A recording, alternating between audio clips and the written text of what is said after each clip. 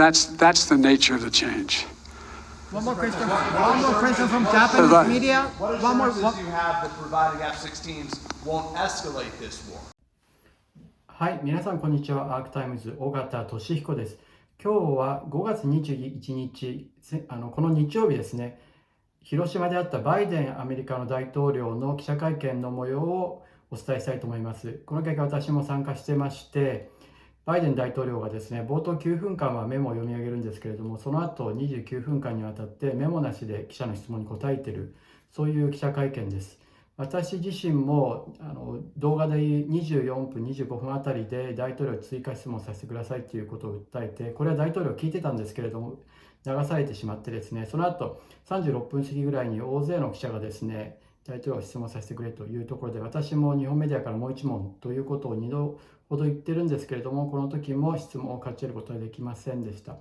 かなり競争が厳しい会見なんですけれども、これが世界で行われているですね、記者会見でもあり、ホワイトハウスの場で大統領が行っている記者会見、ホワイトハウスは今回はホワイトハウスが広島に移ってきたということですよね。そのアメリカの大統領の会見ですので、ぜひご覧いただければと思います。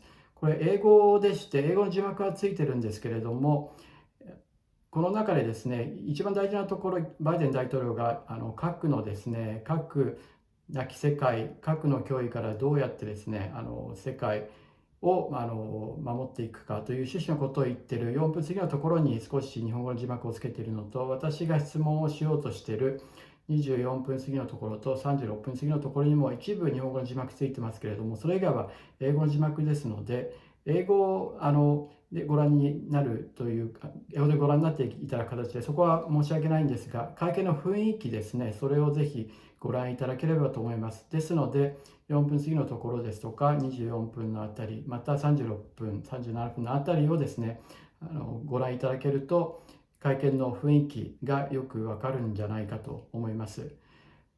岸田首相の会見はですね、44分ですね、44分のうち、私が聞いた3分だけがですね、私の質問に答えた3分だけが、メモを見ない岸田首相本人の言葉の記者会見なんですけれども、それに対してバイデン大統領はですね、38分のうち、30分近くをですね、記者からの質問に自らマイクを持ってメモを見ないで答えるということをやっているので、この違いっていうのもお伝えできればと思っています。それではまずバイデン大統領のこの記者会見をご覧ください。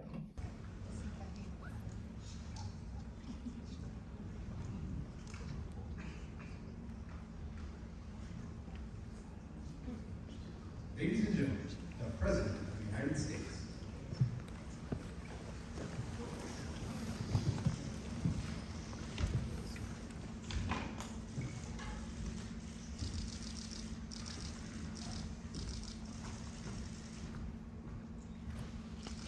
See, there's enough press here.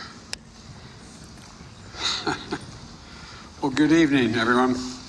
Before turning to the important work we accomplished here at the G7, I want to take a few minutes addressing the budget negotiations that I'm heading back home to deal with.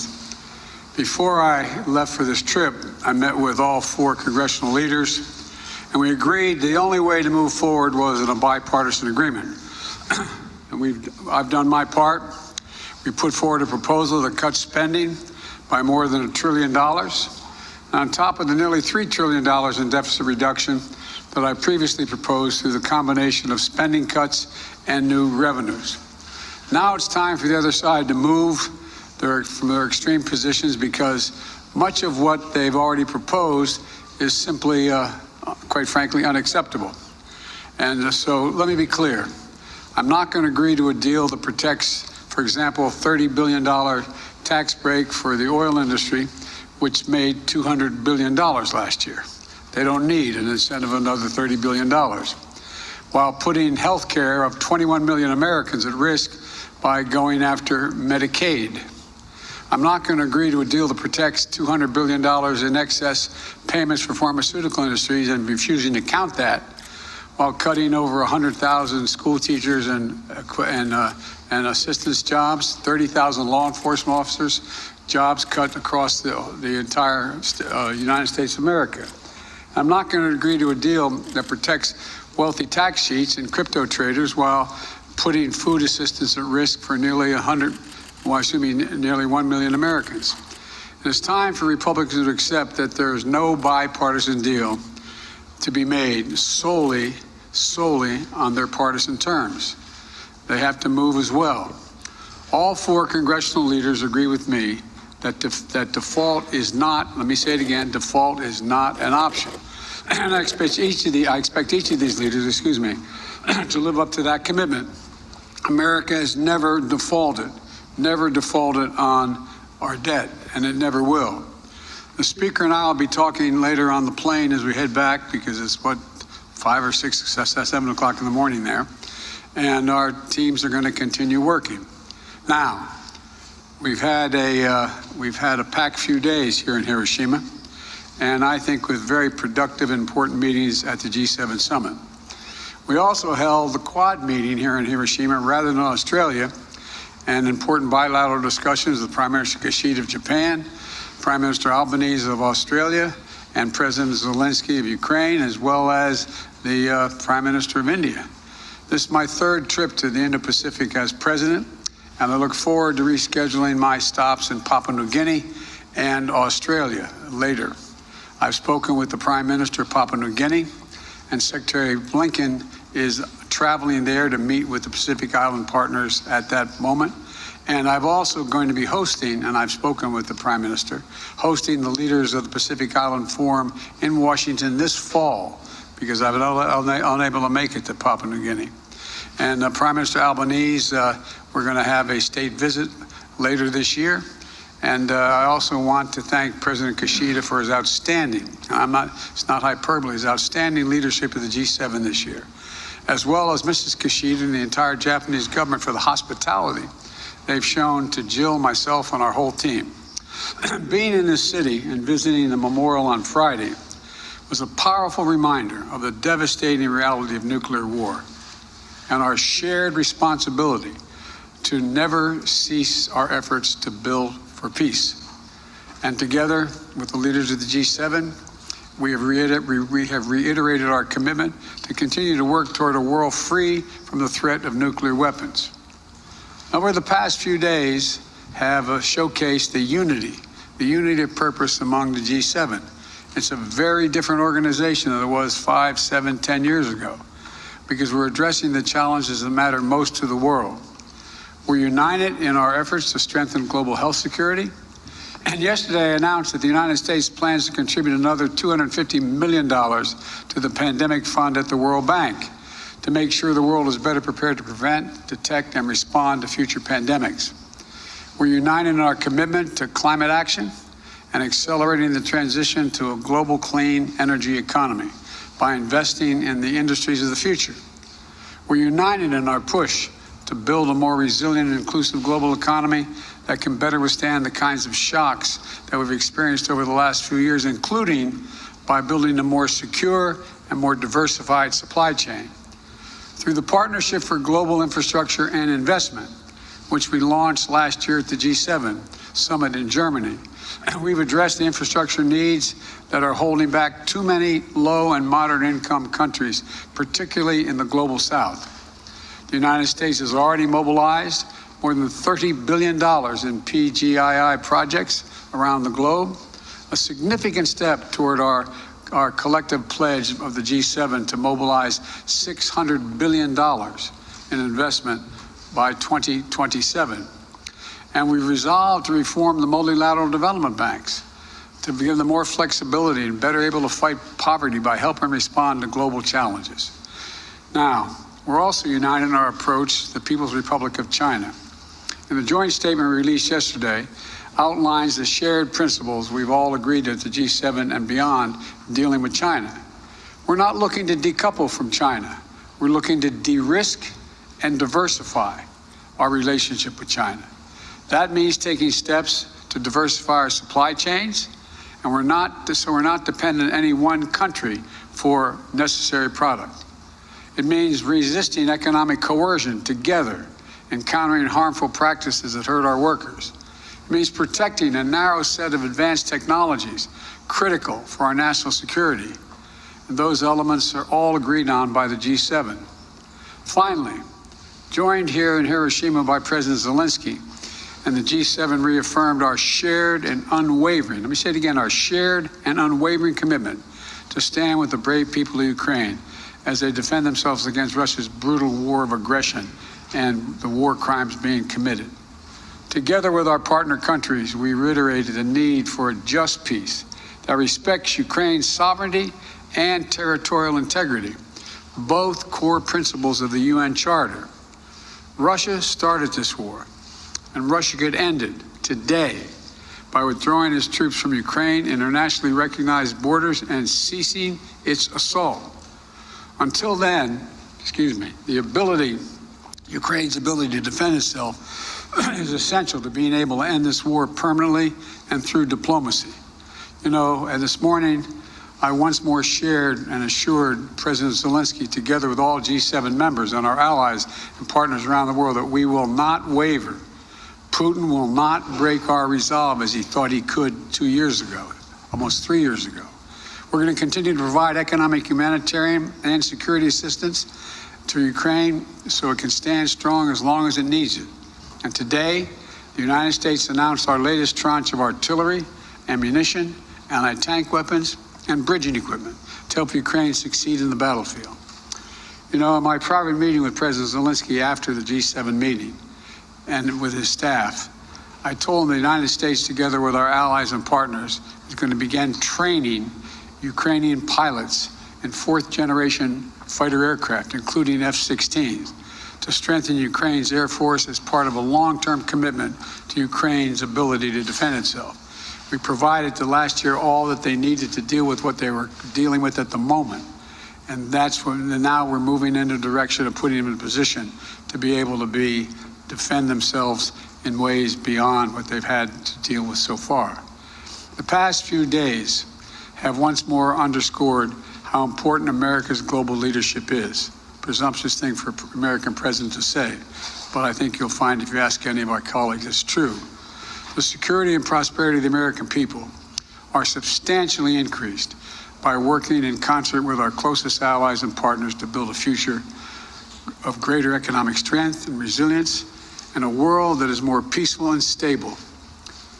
And on many of these issues that matter to the American people, accelerating our clean energy transition, preventing another pandemic, dealing with China, standing up for Ukraine, the meetings I've had with my fellow G7 leaders have left us more united, more resolved, and more determined to set up for the greater progress in the months ahead. And this has been an extremely significant and important summit. With that, I'm going to take some questions. And Trevor of Reuters. You spoke a moment ago about what you won't do in terms of your negotiations with Republicans, but I'm interested in what you've signaled you already might do. In particular, by conceding in these negotiations to some form of a cap or freezing spending, are you concerned that Mr. McCarthy has already forced you into accepting a policy position that could tip this economy into a recession? No, I don't believe that's the case at all. As a matter of fact, I think that we can reach an agreement. As I've told you, and you may be aware, you've seen it, we have provided for a proposal that would cut $1 trillion off the baseline spent from the year before by just agreeing to deal with what was initially offered. And secondly, we're in a situation where let me put it this way. If you all were doing your budget at home and you said, okay, we have to make some cuts, would you only look at the spending? Or would you also look at your income? What was coming in the door to determine what you could afford? And so part of what I've been arguing from the beginning is the need to consider the tax structure as well as cutting spending. I'm willing to cut spending, and I propose cuts in spending of over $1 trillion.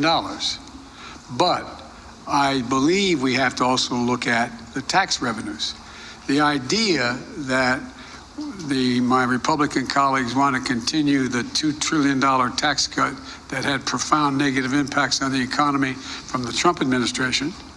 The fact that we've provided for the number, we got a lot of input from serious economists and former administration officials in both parties that we need more people who are qualified to be able to look at the tax returns of the 1,000 billionaires in America. Very complicated stuff. It's estimated that if we had the appropriate number of tax personnel, that we would save somewhere between, we would generate somewhere between $200 billion and $400 billion in tax revenue. And there's a lot of other, for example, the idea that we're, in terms of taxes, that they refuse to, for example, I was able to balance the budget and pass everything from the global warming bill. Anyway, I was able to cut by $1.7 billion in the first 2 years the deficit that we were accumulating. And because I was able to say to it that the 55 corporations in America that made $400 billion, or $400 billion, that they paid zero in tax, zero. And so we said, you got to pay a minimum of 15% taxes. What a horrible thing. You're paying more than 50% in taxes, every one of you out there. And so guess what?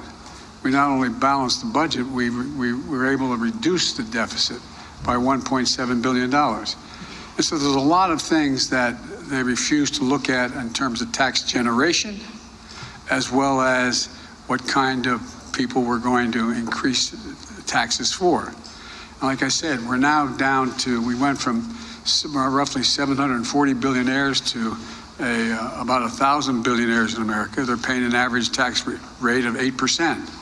Raise your hand if you want to pay 8% only. I think you'd all be ready to do that. So my point is that there's a lot of things that they refuse to entertain, and they just said revenue is off the table. Well, revenue's not off the table. And so that's what we continue to have a significant disagreement on the revenue side. You don't think the spending cuts themselves will cause a recession? I know they won't. I know they won't. Matter of fact, the fact that we were able to cut government spending by $1.7 trillion, that didn't cause a recession, that caused growth. Look, we have the lowest unemployment rate in over 50 years. We've created 7 million new jobs, including 800,000 manufacturing jobs. We have moved in a direction where we're rebuilding and reconstructing America through the Infrastructure Act. Look, here's the other thing. I'm not sure, my guess is I'll get a question about, well, wait a minute, the American people aren't satisfied. Well, guess what? As I told you all before, most of this, what we've passed, doesn't kick in, it only kicks in over time. And so the fact is, for example, that if you're in a situation where I'll give you the one example that I've used, everybody understands the easiest, is insulin. Well, I decided that we were going to be in a position where we were not going to continue to pay the highest drug prices in the world. And that's what we do, by the way. Same manufacturer of a drug in the United States, selling it here in Japan, selling it in Tokyo, or selling it in Berlin, or selling it around the world, they pay a lot less than we pay at home. So we said a simple proposition. Let's take a look at how much it costs to make the product. And I'm not going to ask you to show of hands like I do in a town meeting, but if I usually ask how many people know somebody who has type 1 or type 2 diabetes, and almost at least half the audience raises their hand. Well, they were paying somewhere between $400 and $700 a month for their insulin that they badly need to stay healthy and alive. Well, guess what? It costs $10 TEN, $10 to make, to package. Total amount, you could argue maybe as much as $13. Well, guess what? Now they can't charge more for Medicare can't, because Medicare is taking American tax dollars and paying for the elderly's health care needs, you can't charge more than $35 for that drug. That saves $160 billion. Hear it? $160 billion less will be paid out by the American taxpayer to help the elderly people on Medicare with a problem. Well, a lot of this is just kicking in. We're in a situation where next year, for the drug cost, no senior will have to pay total cost of all the drugs, from expensive cancer drugs to whatever drugs they're taking, will not have to pay more than $3,500 a year. The following year, we've already passed this. This is law now. The following year, they won't have to pay more than $2,000. That saves another $200 billion that we're paying out.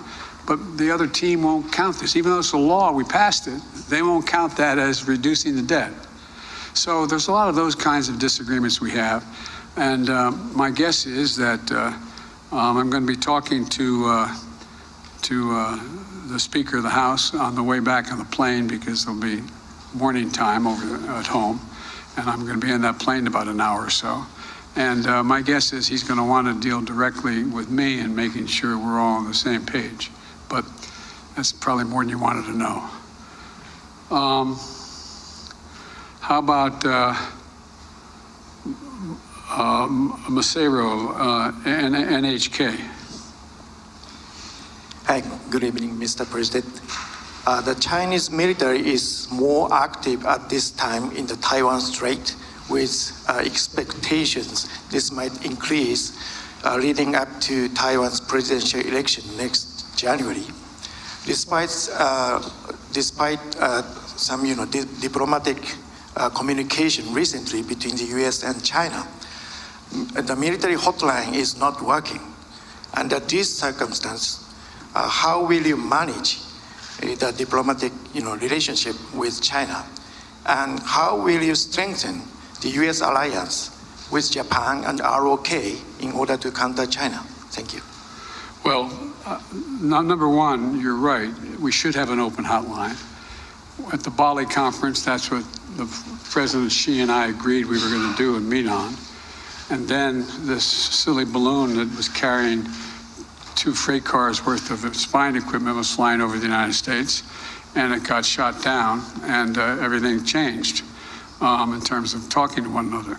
I think you're going to see that begin to thaw very shortly. But in the meantime, what's happened is, I think it's fair to say, for those of you who have dealt with the Japanese government and reported from here for a long time, the situation in terms of our relations with Japan have never, ever, ever in American history been stronger. Never, never. And we started this relationship when I came to see, some of you were with me on my first trip here, when I came to see President Kishida's predecessor, and made the case that what was happening in Europe was the world's getting smaller. What's happening in Europe and the invasion of Ukraine affects everyone, including people here in the Pacific Basin. And so we've ended up where you have Japan stepping up in a way that's of real consequence in terms of your defense budget, number one, and a beginning of a rapprochement with South Korea. I've spoken at length with President Moon of South Korea. He came to Washington of late. He's agreed, we're all of the same agreement, that in fact, we are not going to, we're maintaining, we all agree we're going to maintain the one China policy, which says, everybody kind of forgets, now, I mean, you all know, but the public kind of forgets that it says that neither country, China or Taiwan, neither territory can independently declare what they're going to do, period. There has to be a mutually agreed to outcome. And so what we're sticking by that. We're not going to tell China what they can do. We made it clear that we don't expect Taiwan to independently declare independence either. But in the meantime, we're going to continue to put Taiwan in a position that they can defend themselves. And there is clear understanding among most of our allies that, in fact, if China were to act unilaterally, there would be a response. There would be a response. But I don't think there's anything inevitable about the notion that there's going to be this conflict between the United States and the West and or Japan and Korea and the Quad. And if you take a look at what's happened, we are more secure with all the talk about China's building its military. It is building its military. And that's why I've made it clear that I'm not prepared to trade certain items with China. And when I was asked by President Xi why, I said, because you're using them to build nuclear weapons and other weapons of mass destruction, and I'm not going to do it. And we've now got commitment from all of our allies. They're not going to either provide that kind of material that allows them to do that. But that's not a hostile act. That's an act that says we're going to make sure that we do everything we can to maintain the status quo ante. And what's going on now is, look at the meeting we had here today and yesterday, the Quad. I bet you, maybe some of you thought it, but I doubt many people in this audience or any other audience would have said that 2 years after being elected, I'd be able to convince India, Australia, Japan, and the United States to form an organization called the Quad to maintain stability in the Indian Ocean and the South China Sea. Well, when asked by the Prime Minister, by President Xi why we're doing that, I said, simple. We have an international organizations have agreed upon what constitutes open airspace and sea space. And we're not going to allow that to be unilaterally altered, period. We're not changing any rules. We're just making sure that we unite democracies in the conviction that the Pacific Basin remains what it was before, open and clear. So I guess what I'm saying is, I don't guess what I'm saying, what I'm trying to say is I think we're more united than we've ever been in the Pacific in terms of maintaining stability and maintaining a sense of security. So I'm not sure that answers your question, but I hope it does. If it doesn't, you want to follow up with any portion of that question? Can I follow up on that point? Well, how about, if you don't want to follow up, how about Anne Marie at Bloomberg, TV and radio? Thank you, Mr. President. You just said, I'm willing to cut spending. Speaker McCarthy says that the U.S. government needs to spend less next year than they did this year. So will you agree to that? And on China, your team has been trying to secure meetings with their Chinese counterparts. Would you consider easing some sanctions to improve relations, like the sanctions that are currently on China's defense minister? Thank you. Yes and no. No, I'm not going to ease the sanctions, but yes, I think we should. On the front end of your question is that there's a lot that is going on relative to spending. And we have agreed to cut spending. We've cut spending and we're going to continue to cut spending. But the question is, what base do you start from? Initially, if you remember when the Republicans introduced when the speaker, by I guess a 4 or 5 vote majority, was able to pass what he calls extending the debt with a limitation on what you had to do to expend it in terms of the budget side. I said, I'm not going to negotiate on whether you extend the debt. I will negotiate on the budget. On the budget side of the equation, they came along and said initially, it was hard to determine where they are, quite frankly. And I don't know, you all may know more from questioning them than I do. But they came along and said, we're going to move off of the 2023 budget. And that's the baseline we're going to use for the next 2 years, that budget.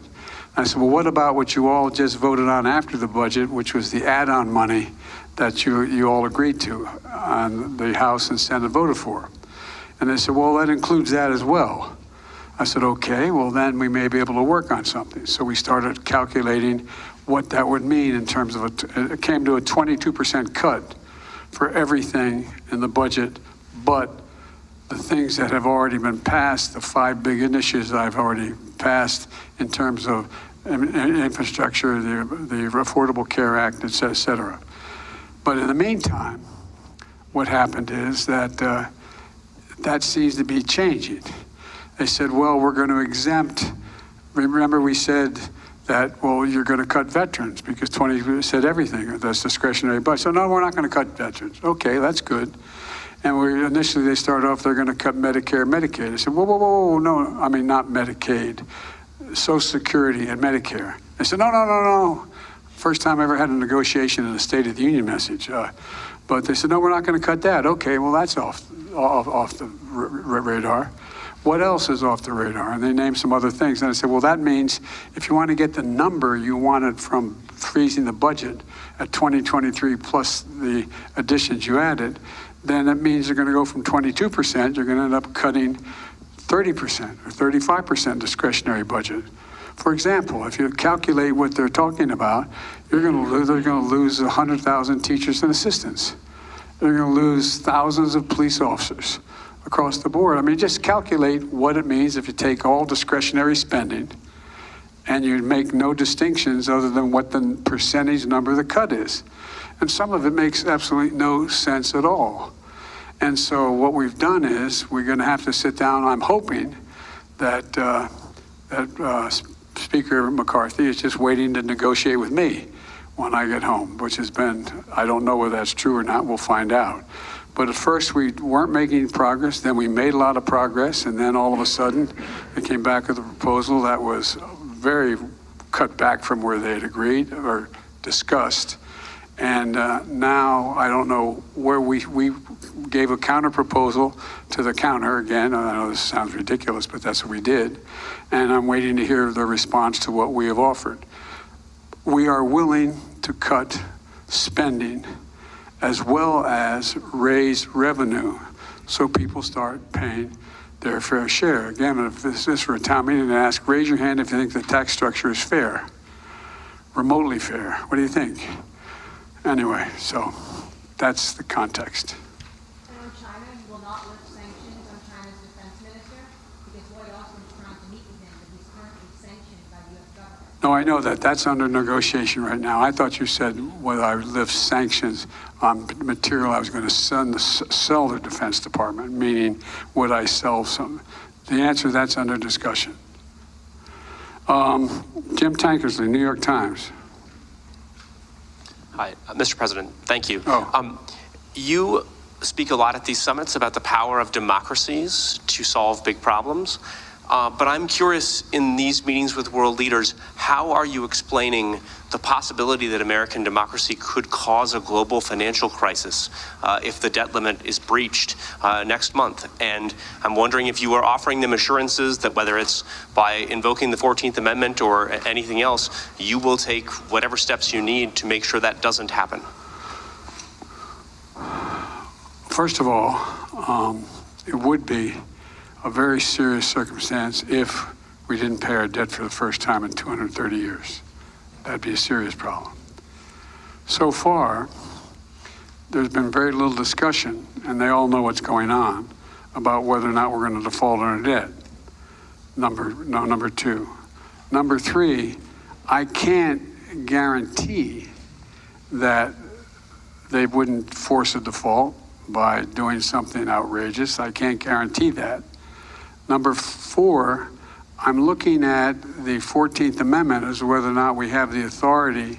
I think we have the authority. The question is, could it be done and invoked in time that it would not be appealed and as a consequence past the date in question and still default on the debt? That's a question that I think is unresolved.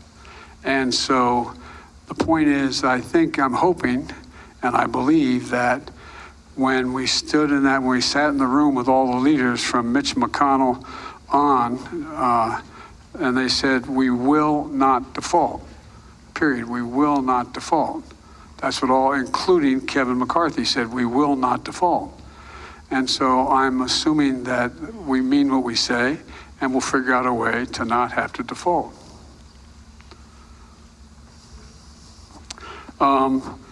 Elizabeth Palmer, CBS News. This is the last question, sir. Good afternoon, Hey. Mr. President. What has President Zelensky told you about the big counteroffensive? And maybe you can start by telling us whether it's actually underway or not. And I'd like to ask you about the F-16s. You've greenlit them now. Jake Sullivan said arms and equipment go to Ukraine according to what he called the exigencies of the conflict. So what exigency now exists that didn't exist that demands these planes? Well, I'll tell you exactly when they're going to move, exactly where they're going to go. He told me, come on, God love you. I'm going to, even if I knew precisely, you think I'm going to tell you what they're going to do in terms of their offensive? Well, I hope you hope I wouldn't do that, because that would mean it wouldn't succeed. But the fact is that we did discuss privately with Zelensky. I did discuss with Zelensky how, let me put it this way. We and our NATO allies know how many brigades they have trained, know what the status of those brigades are, and have an expectation as to what their likelihood of succeeding are. We don't know that for certain. War is uncertain. War is uncertain, to state the obvious. So, and it will proceed. I can't, even if I think I do know, but I'm not going to tell you, because that would not be a smart thing to do either. So having said that, the expectation and hope is that they will be successful in that it'll make it clear to Russia that the cost, for example, Bakhmut. Bakhmut is a discussion about whether or not it's been lost or whatever. And well, the truth of the matter is the Russians have suffered over 100,000 casualties in Bakhmut. It's hard to make up. It's hard to make up. So whether or not there are troops in Bakhmut occupying, there's not many buildings left standing in Bakhmut. It's a pretty devastated city. But they have been able to move in a direction that they've been able to lock down an awful lot of the Russian forces, including the Wagner group. So with regard to the F-16s, F-16s would not have helped in that regard at all. It was unnecessary. For example, let's take just Bakhmut, for example, would not have any additional added consequence. But what's happened is, since the provision of everything from the significant missile defense systems, tanks, sophisticated tanks, and like all the things that were of consequence in the near term in the Donbass area and where the fighting was taking place, they now have all that equipment. There's a little bit still coming, but have all that equipment. What's going to happen, though, is if they continue to do well, they're going to be in a situation where you're going to have the Russians being able to stand off at a greater distance from maintaining their headquarters and other things which are out of range of certain of the existing capacity they have. And they have to be able to be in a position where now those fighter jets, those F-16s, make a big difference in terms of being able to deal with what is coming down the road. And God willing, and we don't know this, if they're successful and there ends up being an accommodation where there is not a ceasefire, but there is a peace agreement that gets worked out, that they'll have the capacity to have confidence in their ability to resist response by the Russians if they were to change their position. So that's the essence of the difference. Was there another part of the question?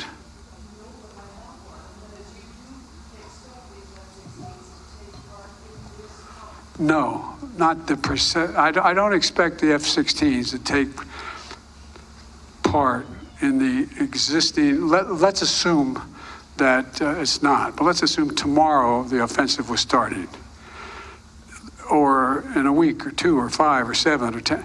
It's not highly unlikely they would take place in that context, but it will take place in the context if they're successful in the near term. They're going to then continue to have to fight with the Russians who have headquarters beyond where they are now not able to reach by the existing capacity that exists in their arsenal. So it's a different need, just like the tanks weren't needed in the beginning, but they're needed now. And so that's the nature of the change. One more question from Japanese media. What assurances do you have that providing F-16s won't escalate this war? I have a flat assurance from Zelensky that they will not They will not use it to go on and move into Russian geographic territory.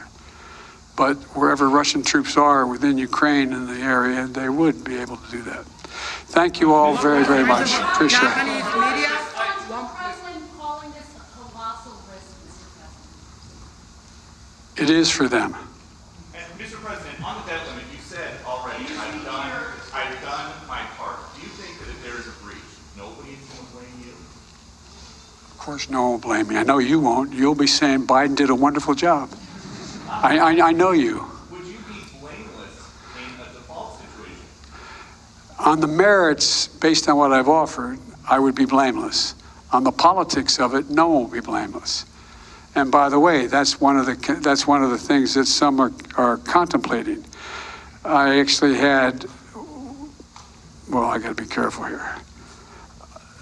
I think there are some MAGA Republicans in the House who know the damage that it would do to the economy. And because I am president and presidents are responsible for everything, Biden would take the blame, and that's the one way to make sure Biden's not reelected. Thank you. Mr. President, are you still weighing the 14th Amendment? Thank you, everybody. Sir, is the congressional deal the only option here, or are you still weighing other unilateral or executive action? We have not come up with a unilateral action that could succeed in a matter of 2 weeks or 3 weeks. That's the issue. So it's up to lawmakers. But my hope and intention is when we resolve this problem, I find a rationale to take it to the courts to see whether or not the 14th Amendment is in fact something that would be able to stop it. Thank you. Okay, the press conference has concluded. Thanks, everybody. Thank you, everyone. はい、これがバイデンアメリカ大統領のですね記者会見です。ご覧になると分かるようにですね、記者がですね最後はものすごい勢いで大統領質問させてくださいと、もう質問をシャウトするわけですよね。私もその中でOne more question from Japanese media と、日本メディアからもう一問は聞かせてくれということを最後に2度言いましたけれども、大勢の声にかき消されてですね、質問が届かない状態でした。ご覧になると分かる通り、もうみんなですね、大声で大統領が聞いてるか聞いてないかは構わずですね、もう質問を言い始めるわけですよね。こういった形でホワイトハウスのですね、大統領のとのやり取りっていうのは日常的に行われていて、例えば日本でですね、多くのニュースになっているバイデン大統領と記者団のやり取りとかですね、前のトランプ大統領と記者団のやり取り、これは多くの場合はこういったシャウトという質問から生まれていて、これを日本のメディアもかなり多く報じているというのが実態です。それで今日の会見ですけれども、記者とのやり取りのところに入る前にバイデン大統領が言った中で、非常に重要だと思う点、1点だけ先に触れておきたいんですけれども、この会見でバイデン大統領はですね、核なき世界という部分についてかなり表現を後退させているんですよね。その点日本ではほとんど報じられていないと思いますけれども、バイデン大統領のその言い方っていうのは、かなりですね、オバマ大統領の時と比べて後退していたと私は思いました。その点をぜひ大統領に聞きたかったんですが、そこは聞けなかったということで非常に残念なんですけれども、日本ではほとんどこの点触れられていない、メディアが報じていないと思うので、まずそこをちょっと解説したいと思います。ちょっと見にくいかもしれないんですけれども、これですね、バイデン大統領が言ったのはですね、その表現として核のですね脅威からその自由な世界を目指すんだと。これ核兵器がない世界を目指すのではなくて、核兵器の脅威からフリーフロム自由な世界ですから、もともとオバマ大統領は核なき世界っていうのは A world without nuclear weapon、 核兵器がない世界って言ってたんですけれども、バイデン大統領は核の脅威から自由な世界という言い方をしていて、これ岸田首相は今回ですね、核軍縮に向けて、核なき世界に向けて前進があったと言ってるわけですが、バイデン氏の表現はむしろ後退してるっていうのが実態なんですね。でもう一つですね、記念講演に行って、資料館に行ってどうだったのかというところでは、バイデン大統領は、メモリアルにフライデー、金曜日に行ったことがですね、ここれは非常にパワフルなリマインダー、思い起こさせるものだったと。それは核のですね、破壊的なですね、力、核兵器が使われるとどうなるのかっていうことが、すごくそうですね、Devastating Reality of Nuclear War って言ってるので、その核兵器を使った時の破壊的なですね、現実っていうものを思い起こしたということを言っていたんですね。ただ、広島サミットのメッセージでもあったはずの核軍縮という部分についてはですね、かなり言ってみれば非常にバイデン大統領は会見ではほとんどそのことは触れてなくて、ここだけなんですよね。で、言っていたのは核軍縮、ニュークリアディスアーマメントって言葉も一切会見ではなくてですね、核についてはこういった形で、私たちは核兵器の脅威から自由な世界に向けて努力を続ける責任を繰り返したと、リイタレイトっていうのは繰り返したっていう意味で、何か新しいものが決まったっていうことではなくて、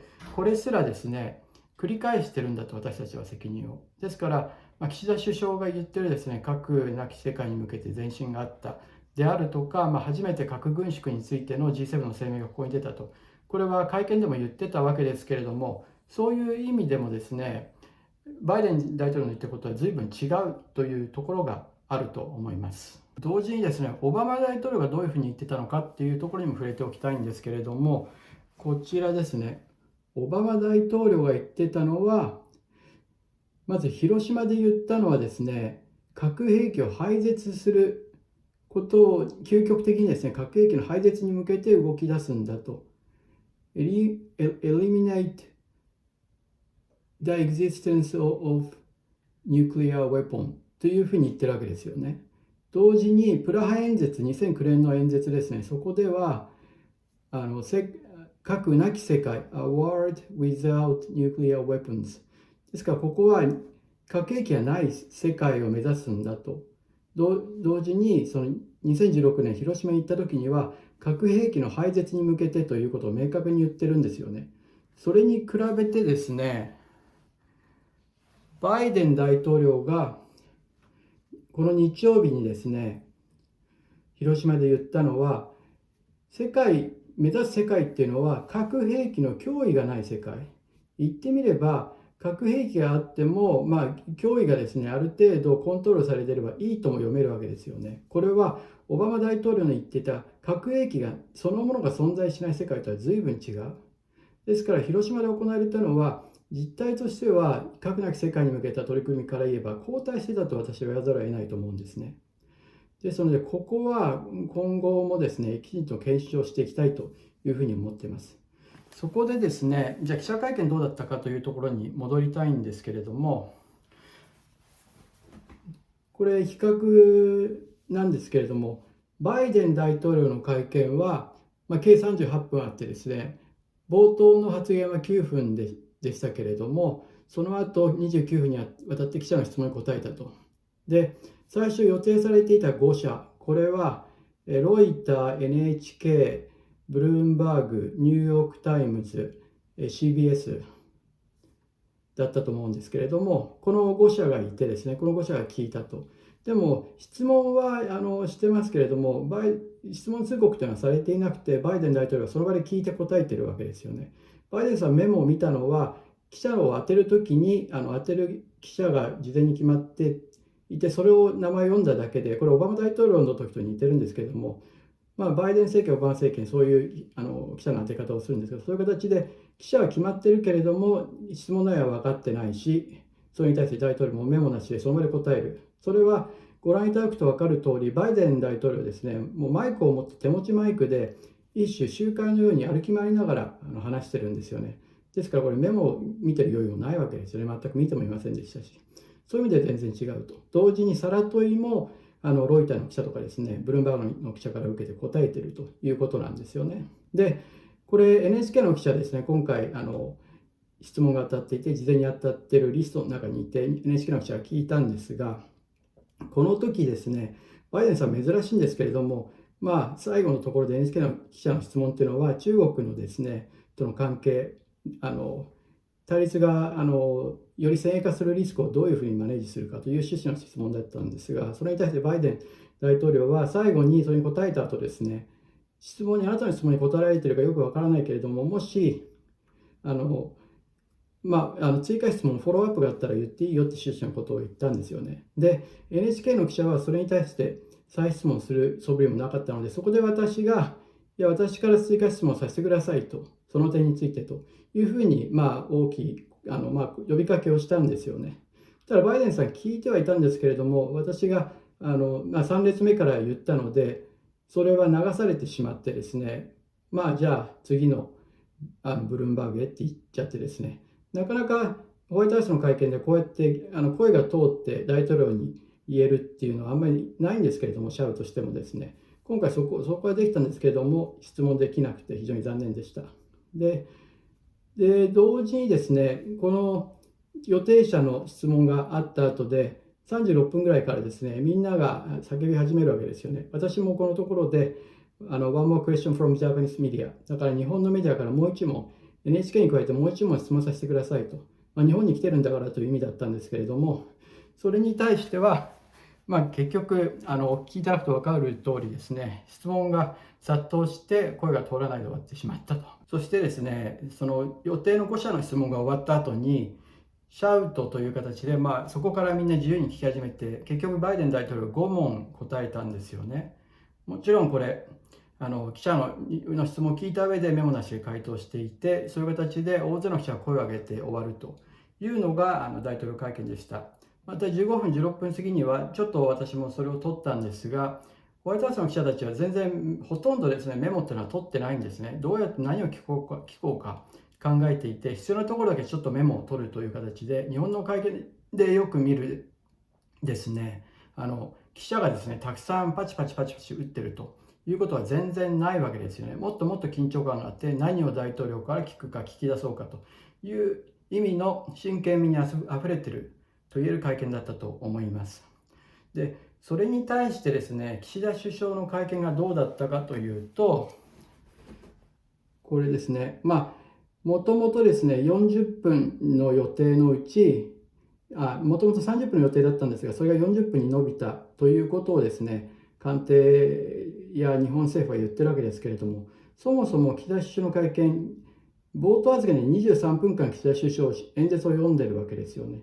で、そこから予定されていた4社の質疑に17分かかっているわけですね。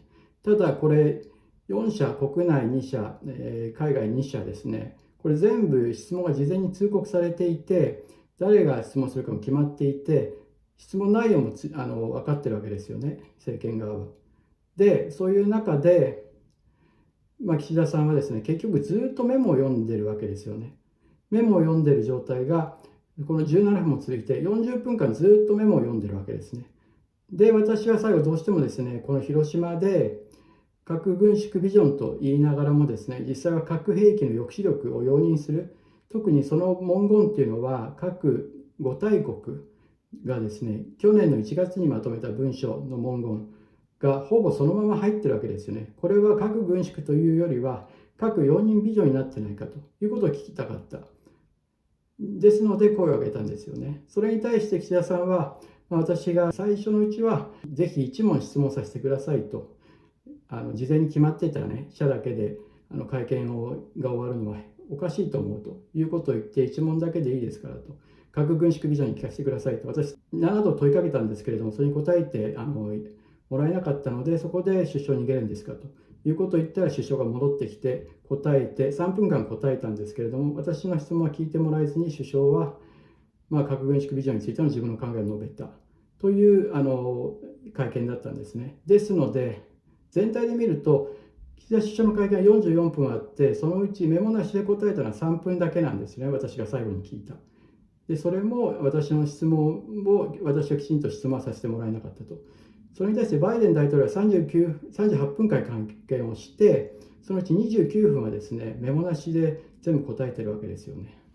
そういう意味ではですね、会見の質っていうのは全然違っていて、会見っていうのはやっぱり首脳の肉声を聞く場、記者との丁々発止のやり取りの中で何を答えるかが一番大事なんですけれども、それが岸田首相の会見ではほとんどなかった。で、私が聞いたことで唯一メモなしで3分間答えましたけれども、私は質問自体はきちんと私の質問趣旨は言わせてもらえなかったということなんですね。ですので、最後にですね、もう一度岸田首相に私が最後問いかけたところとですね、ホワイトハウスの記者たちが大統領に対してですね、みんな声を上げて質問するところ、これが今の日本の記者会見と日本の首脳会見とアメリカの首脳会見の違い、これはアメリカの首脳会見じゃなくて、これどの首脳の G7 の首脳会見でもですね、こうやってみんな記者聞くものですので、そこの違いっていうのをですね、ご覧になれば一番お分かりになると思うので、ぜひご覧ください。また、記者たちがですね、メモっていうのはごく最小限に取るだけで世界の記者会見ではですね、日本の記者会見のようにパチパチパソコンを叩いてですね、質問しないでメモだけ取ってるのとはまた違うということもご理解いただければなと思います。最後に、ではこの私のですね、岸田首相への呼びかけとですね、同じ日にあったバイデン大統領でのですね、大統領会見での私やアメリカの記者たちの呼びかけっていうのをご覧ください。思っています。以上です。それでは以上をもちまして岸田総理の事前に来ました記者だけではなくて、質問させていただけないでしょうか。核軍縮ビジョンについて聞きたいんですけれども、総理、お願いします。決まってた記者だけではおかしいと思うんですけど、ありがとうございました。4社決まってて、ありがとうございました。核軍縮ビジョンについて聞かせてください、総理。一問だけでいいので、総理、逃げるんですか。ぜひ聞かせてください。はい。核軍縮ビジョンについて答えろという質問でありました。はい。That's the nature of the change. One more question from Japanese media. What One more. assurances do you have that providing F-16s won't escalate this war? I have a flat assurance from Zelensky that they will not use it to go on and move into Russian geographic territory. But wherever Russian troops are within Ukraine and the area, they would be able to do that. Thank you all very, very much. Appreciate it. Japanese media. Calling this a colossal risk, Mr. President. It is for them. And Mr. President, on the debt limit, you said already, I've done my part. Do you think that if there is a breach, nobody's going to blame you? Of course, no one will blame me. I know you won't. You'll be saying Biden did a wonderful job. I know you. Would you be blameless in a default situation? On the merits, based on what I've offered, I would be blameless. On the politics of it, no one will be blameless.